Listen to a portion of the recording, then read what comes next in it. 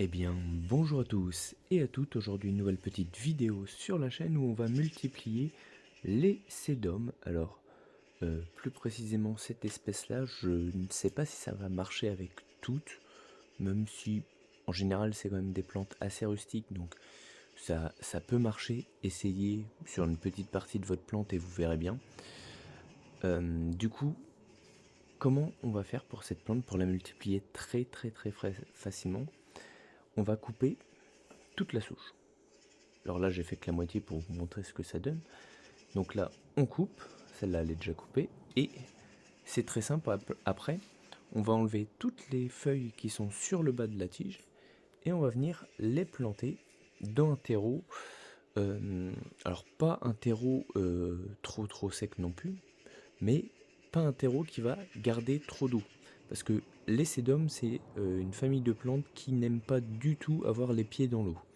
Donc là, on va essayer d'avoir un sol qui va pas drainer toute l'eau, hein. Faut pas non plus que ça soit du sable, même si ça pourrait quand même survivre dans un sol très sableux, mais on va quand même essayer d'avoir un sol assez riche pour que la plante tout simplement se développe, hein.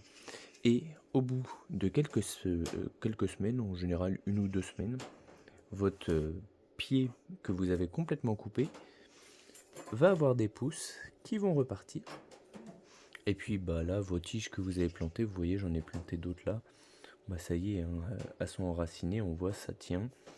Donc voilà, très facilement. Ensuite, évidemment, une fois que vous avez tout planté, vous arrosez bien avec de l'eau.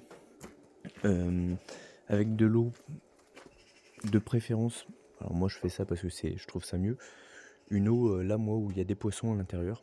Donc il y a tous les excréments et tout des poissons qui vont également nourrir votre plante, re-nourrir votre sol. Et là on voit, ça pousse très bien. Je vous conseille de planter assez dense, au cas où s'il y a 1 ou 2 pieds qui meurent, comme ça se verra pas trop.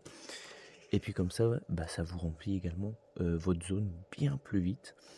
Et ça c'est une plante vraiment très facile à entretenir, qui résiste relativement bien. Si vous avez des chats, des chiens qui marchent dessus, c'est pas trop gênant. Et voilà, et là vous voyez c'est vraiment des plantes qui résistent. Elles ont passé tout l'été dernier dans un pot comme ça. Et ça les dérange pas du tout. Même si évidemment, si vous les arrosez un peu, ça va les aider et elles vont être bien plus belles. Du coup, voilà.